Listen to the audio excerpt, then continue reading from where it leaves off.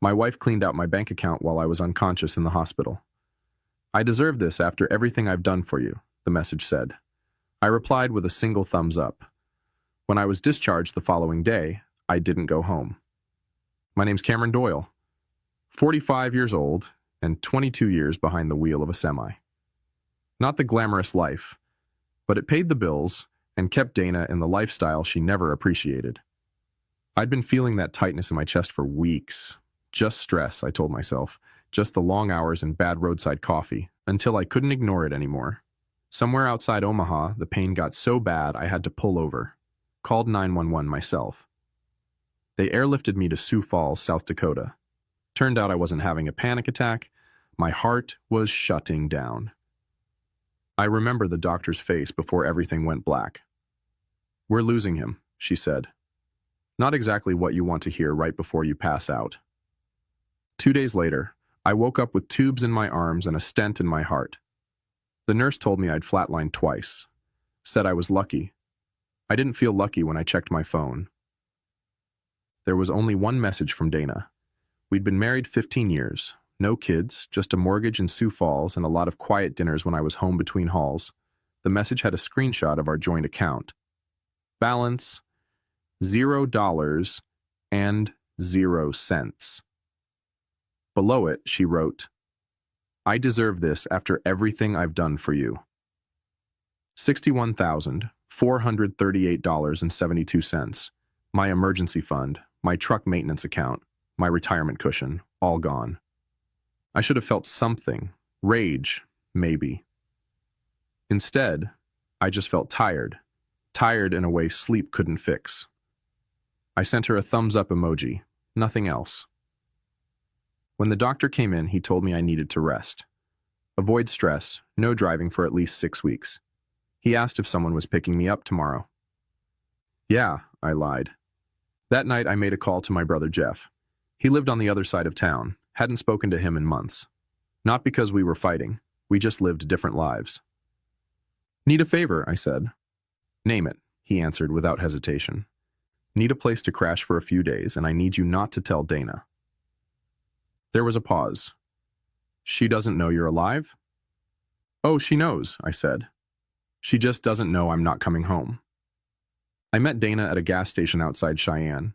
She was stuck with a flat tire, and I was the guy who stopped to help. Back then, she looked at me like I was some kind of hero for knowing how to use a jack. Funny how that works. Things that impress people at first just become expected later on. We got married 6 months after that. Quick, but not reckless. I was 30, she was 27. Old enough to know better, young enough to believe in something. She never liked that I was gone 3 weeks out of 4.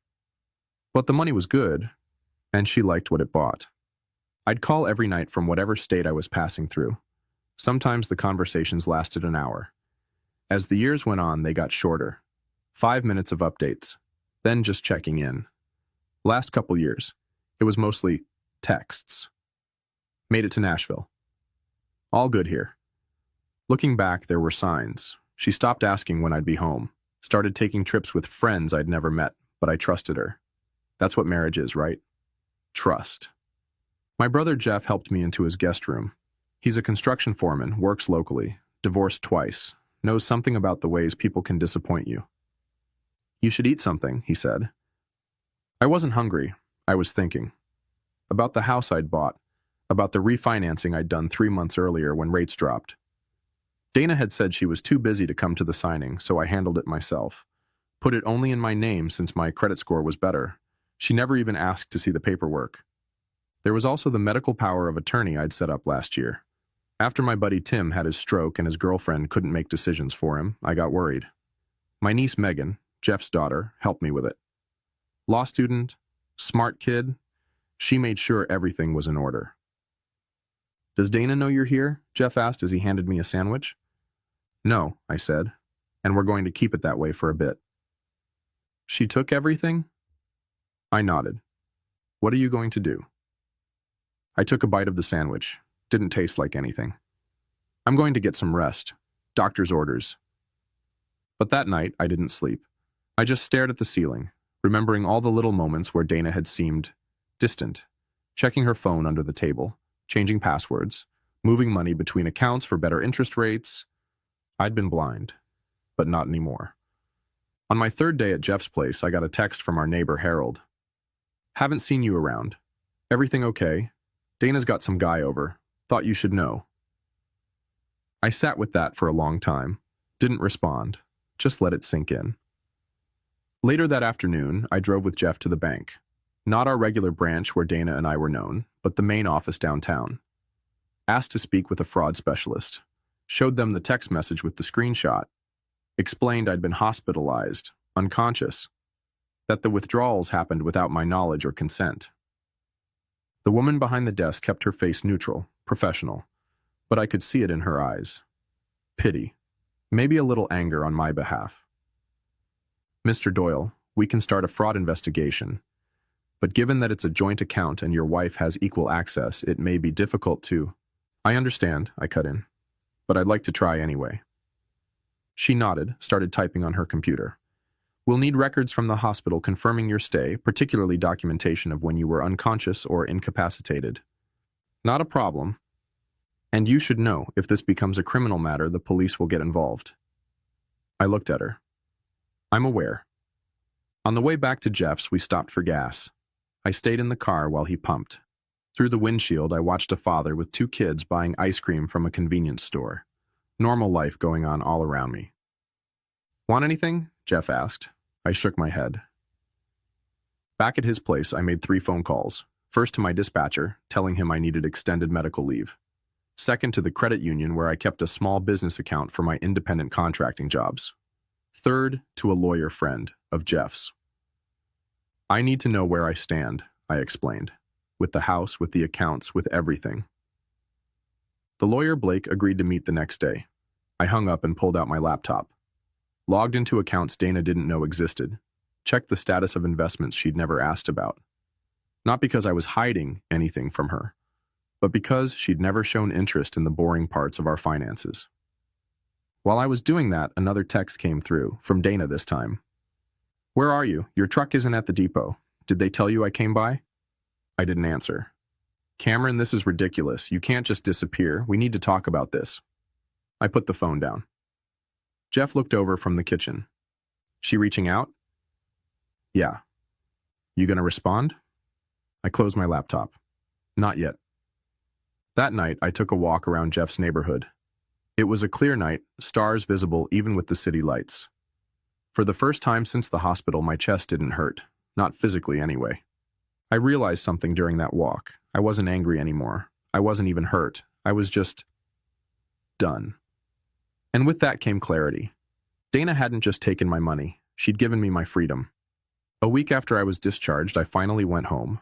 Middle of the day when I knew Dana would be at her office job. Used my key, walked in like I'd just come back from another hall. The house smelled different. Cologne, that wasn't mine. Empty wine bottles in the recycling bin.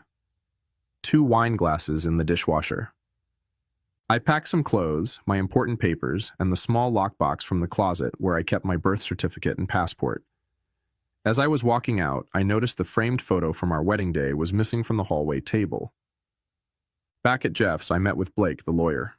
We sat at the kitchen table with papers spread out between us. The house situation is interesting, he said, reviewing the refinancing documents. Since you refinanced solely in your name with that medical clause, and given your recent cardiac event, you have a strong case for sole possession. What about the money she took? Blake frowned. That's trickier. Joint accounts typically mean joint ownership. But, he tapped a finger on the bank statements, the fact that she cleared it out while you were medically incapacitated could constitute financial exploitation of a vulnerable adult. Especially since you have documentation that these were primarily your earnings. I nodded. And if I want a divorce? South Dakota is an equitable distribution state. Given the circumstances, I think we can make a compelling case for an arrangement in your favor. He gathered the papers. I'll draft some initial documents. In the meantime, don't contact her. Don't respond if she reaches out. Everything through me now. The next day, Dana showed up at Jeff's house. I was alone. Jeff at work. I heard her car pull up but didn't look out the window. The doorbell rang 3 times before she started knocking. "I know you're in there, Cameron. Your truck is parked down the street."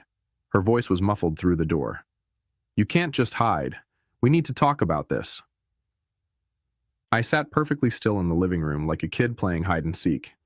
Eventually, the knocking stopped. I thought she'd left until my phone buzzed. "I'm sorry about the money. I was angry.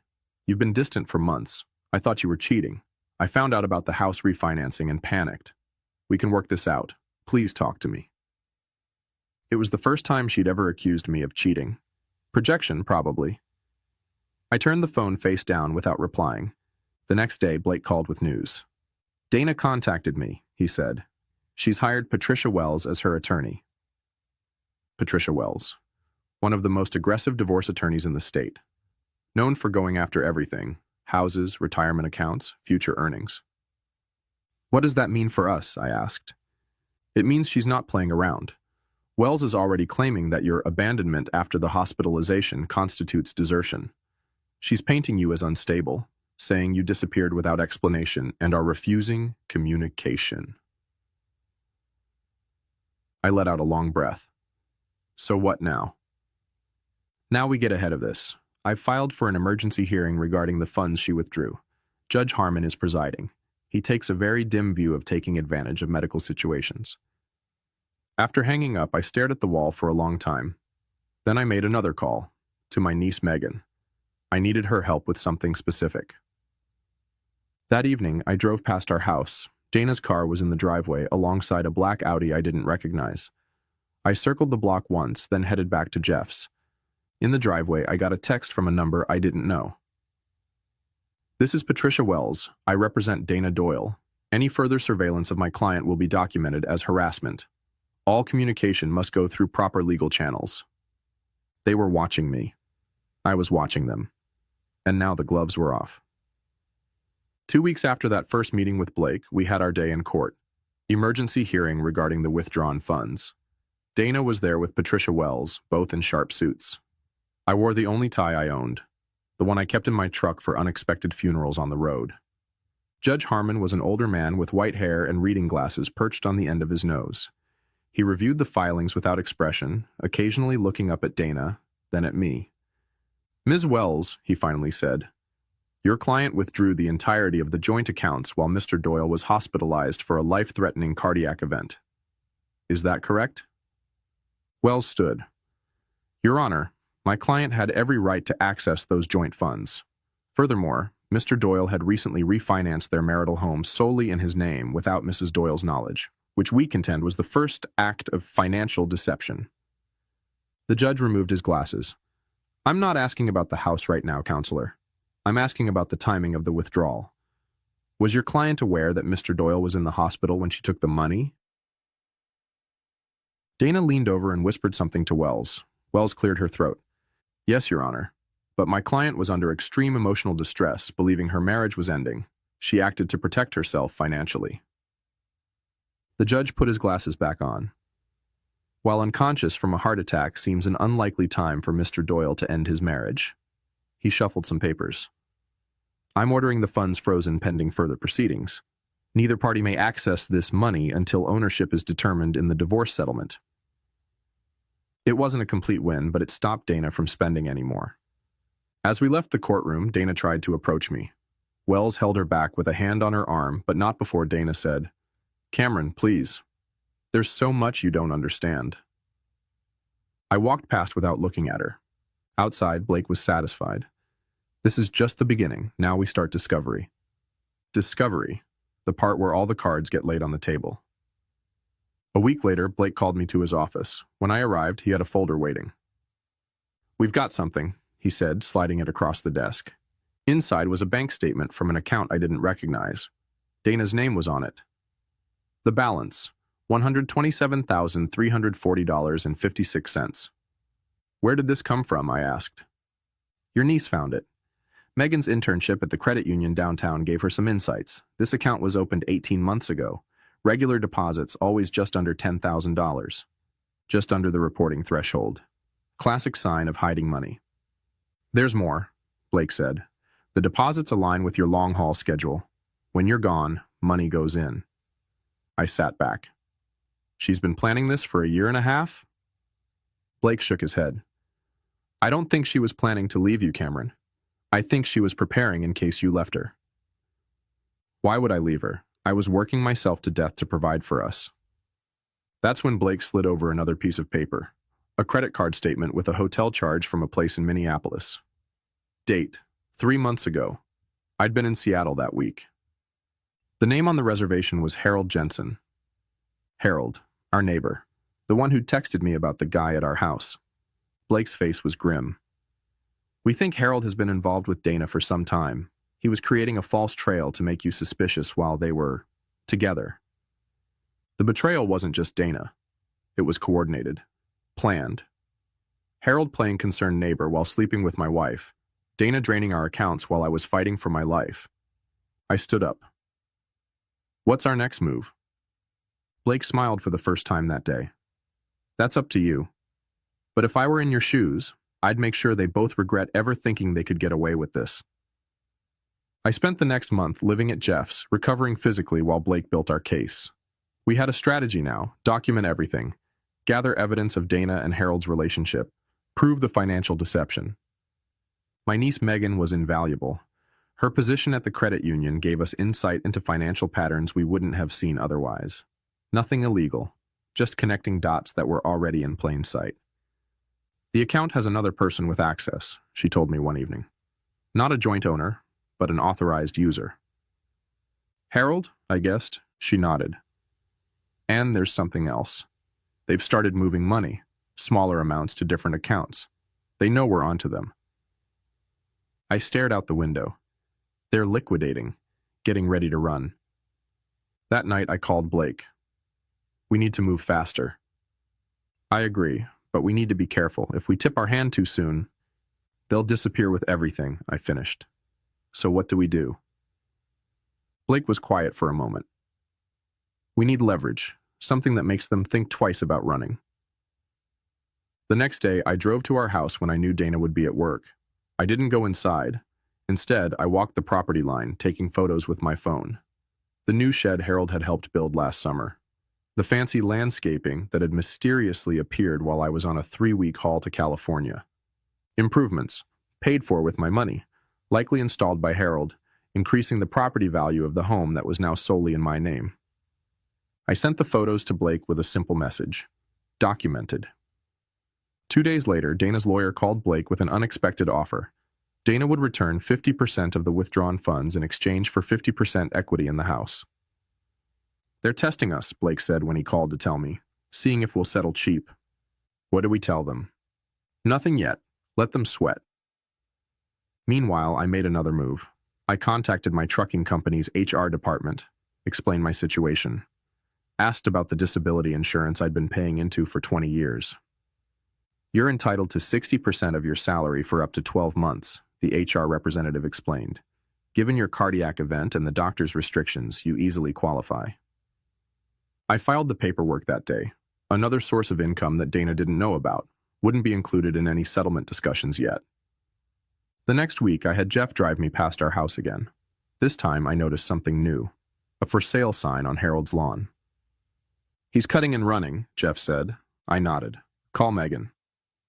An hour later, Megan confirmed our suspicion. Harold had cleared out his accounts 2 days earlier, nearly $90,000 withdrawn in cashier's checks. I called Blake immediately. We need to act now. Harold's selling his house. Dana might be planning to go with him. Blake didn't hesitate. I'll file for an emergency injunction first thing tomorrow, freezing all assets, preventing property sales without court approval. The next morning, I woke to a text from Dana. We need to talk. Just you and me. No lawyers. I showed it to Jeff. They're desperate, he said. I nodded. Good. I forwarded the text to Blake, who replied, Don't respond. Injunction hearing is at 2 p.m. At 1:30, I was walking into the courthouse when I spotted Dana and Harold together in the parking lot, arguing. They didn't see me. I took out my phone and recorded them from a distance. 30 seconds of evidence showing their relationship, something they'd been careful to hide from legal proceedings. Inside, Blake was waiting. I showed him the video. Perfect timing, he said. Judge Harmon is already in a mood today. I straightened my tie. Then let's not keep him waiting. Judge Harmon's chambers were smaller than the courtroom. Just the judge, the two lawyers, Dana, and me. Harold wasn't allowed in. He wasn't party to the divorce. The video of them together played on the judge's computer. No sound, but their body language said everything. Ms. Wells, Judge Harmon said when it finished, would you care to explain why your client has been declaring under oath that she has no relationship with this neighbor when video evidence clearly shows otherwise? Wells looked shaken. Your Honor, the nature of their relationship isn't relevant to the financial matters at hand. It is when financial fraud is being alleged. The judge turned to Dana.